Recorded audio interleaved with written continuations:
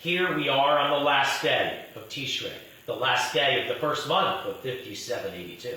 And let us seize the opportunity here to at least briefly talk about Tishrei before we leave her behind. The word Tishrei comes from Aramaic, basically meaning to begin, which certainly makes sense as we consider our civil year too, with Tishrei, so begin. And what a beginning to 5782 it has been. But with the coming sundown, we will bid farewell to Tishrei for this year. The beginning will be over. And it will be time for something else. It will be time for Cheshvan. The word Cheshvan is considered to come from the ancient Hebrew chash, meaning quiet. After Tishrei, loaded with so many of our Jewish holidays and holy days, Cheshvan certainly can be seen as being quiet, having no other annual Jewish holidays or holy days. Cheshvan, though, is actually a shortened version of the original name of the month, Mar Cheshvan. Mar, though, means bitter, as in the maror, the bitter herb we eat on Pesach. Thus, Mar Cheshvan means bitter quiet. But need this month be a month of bitter quiet? I think not. And perhaps that is why the month's name was shortened from Mar Cheshvan to Cheshvan. But some may have considered this month with no Jewish holidays to be bitter compared to Tishrei. And some may consider it bitter as it was the month when the Great Flood began. In other perspectives, they certainly be seen as well. But whether a certain time is bitter or not can very much be up to us. Attitude can play a big role. After all, your altitude in life is more a product of your attitude than of your aptitude. Cheshvan has no fast days. Cheshvan has no feast days. Cheshvan has no days specially set aside for remembering or celebrating. It is the most basic month of the Jewish calendar year, and how poignant that is. None of the weekdays of Cheshvan stand out as being particularly special. All are basically equal, with equal potential. It is very much up to us. What will we make of this month? Cheshvan gives us a good opportunity to put into action all that we could have and should have learned from Tishrei. Cheshvan has such potential to elevate us. It is up to us, though, if we will reach for the potential that is ready there for us. Thus, as we enter Cheshvan, I wish you Chodesh Tov. I wish you a good month, which we do have the power to make it. We are about to move out of Tishrei and into the month of Cheshvan. And with Cheshvan, I may have us move forward with some other changes with regard to recording and posting videos. Worthy, I think, of considering as we shift from Tishrei into Cheshvan. Tishrei was so full of Jewish holidays and holy days, the most recent being Simchat Torah, as I noted, and find it well worthy to note again, as I did share on Simchat Torah, and as I shared the Friday before Shabbat began, in the most recent video here of Torah Minutes, just a matter of days ago. On Simchat Torah, we finished reading the last section of the Torah, the Zot HaBracha. These are the blessings. Chazak, chazak, b'ni chazek. As we ended the Torah with the last word of the Torah, Yisrael, we held out the Lamed, Yisrael. We held it out for 18 minutes as we were re-scrolling back to the beginning of the Torah. We held it out into the vet, as in Bereshit. The vet that begins the first word of the Torah, Bereshit. That Lamed into the vet may sound to some of us like the word love, and that can certainly be seen as quite appropriate here. In Hebrew, the Lamed into the vet spells out and sounds like the Hebrew word lev, which means heart. And with all our hearts, we are to love reading the Torah, we are to love studying the Torah, and we are to love learning from the Torah. Simchat Torah is, for good reason, such a joyous celebration. I was glad to be able to celebrate with some of you, and hopefully more of you will be with us next Simchat Torah, but you need not wait a year to join us for Simchat Torah and the other Tishrei holidays. You can join us with joy for reading the Torah, studying the Torah, and learning from the Torah throughout the year. I have made a full cycle plus of providing some Torah minutes or Torah talks, sermons, and sermonettes here online. Well, each year, we are each week to come to a Torah portion we have read before. Each year, we are new versions of ourselves. And each year, we are to see with new eyes. We are in a new world. And quite a new world we are now in here. We have, or at least should have, new perspective. And we are to find new lessons from each Torah portion. I am, though, glad to at least have up here for you all online at least a lesson from each parsha for you to look back on at any time. But now I have made this full cycle and more. As we enter a new year with new opportunities, I may not be posting as such each week.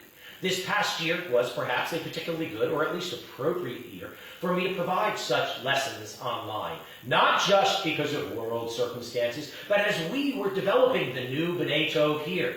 But we are aiming to be more focused, and more so, especially appropriately so, to be more focused on real life here, in person.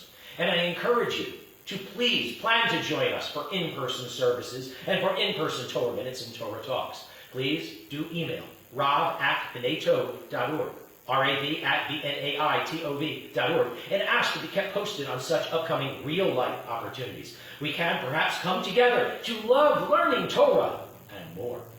While not actually a biblical holiday, as it was instituted by rabbis 1,000 or so years ago, Simchat Torah is one of my favorite holidays. I love the Torah. I'll say it again. I love the Torah. And I will say it again. I love the Torah. And as much as I have been glad to share my love of Torah and these Torah Minutes with you online over the last year plus, I feel strongly that I give better sermons and teach better lessons in person, in real life. For these online Torah Minutes, I felt that I needed to more prep in advance. Instead of more spontaneously teaching, as some of you well know I am more inclined to do. But I needed to be more so structured here. And it felt somewhat restricted and confined. And none of us should have to feel so unnecessarily restricted and confined. But if you have been to services or in classes with me in person in real life, you have likely seen that I feed off of the congregation or class. I feed very much off of others' energy. And I read and feed off of your reactions. That is more how I better teach. In educating in person, I can thus provide that much more. Being on camera, I feel, is not as much my forte, as I feel stifled trying to stay right there, right here in front of a camera, and not being actively mobile around the room as I am in real-life education.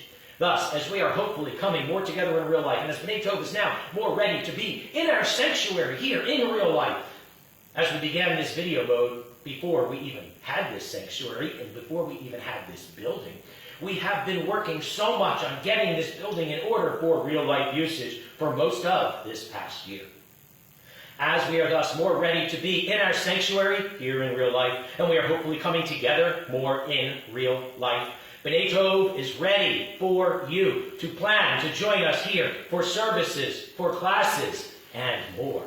If you like the lessons, the Torah Minutes I have been providing here, then please do plan to join us more in person, in real life, to learn more and better.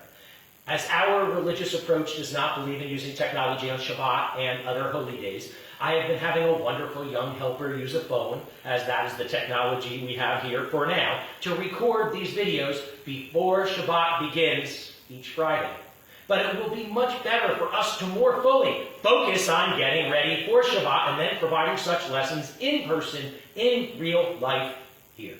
That said, we have some possible new ideas to consider for new videos to be posted here, maybe not every week, but hopefully some additional lessons, videos that you will appreciate, and from which you will gain in other ways. And these Torah Minutes videos are still all here online for you to watch again. And please do share the links, such as youtube.com/Bnai Tov or facebook.com/Bnai Tov. Share those links with others, and please do watch these again yourself. And please do not hesitate, but not on Shabbat, to write down comments and questions that you can share with me, and we can discuss when we are able, in person, in real life.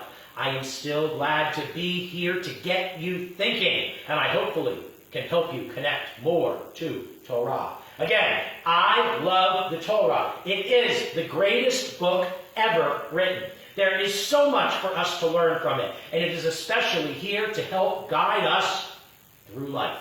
Torah is here to help us be more good, to help us do more good, and to help us bring more good into this world. And I am still glad to be here to help get you thinking and hopefully help you connect more to Torah and hopefully help you connect more to God.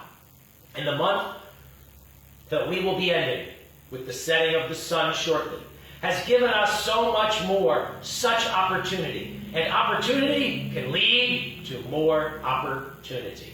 Well, here we are about to end the month of Tishrei for 5782. And with Tishrei having been so full, and our lives hopefully having been so full, of such an array of holy days, with such meaning and importance for our lives, with Rosh Hashanah, Tzom Gedalia, Yamin Noraim, Yom Kippur, Sukkot, Hoshana Rabbah, Shmini Atzeret, Simchat Torah, with the coming setting of the sun, we will be entering Cheshvan, or more precisely, our Cheshvan, which, other than the monthly Rosh Chodesh and, of course, weekly Shabbats, we will be entering Cheshvan, which has no other Jewish holidays or holy days. And as I already did briefly mention, the great flood of the story of Noah is said to have started in one Cheshvan and ended later, a solar year later, in the next Cheshvan. Also, Solomon is said to have also finished constructing the Holy Temple in Cheshvan. And the new Holy Temple, when rebuilt, is to be dedicated in a Cheshvan. There was also the belief that the Mashiach will manifest in a Cheshvan.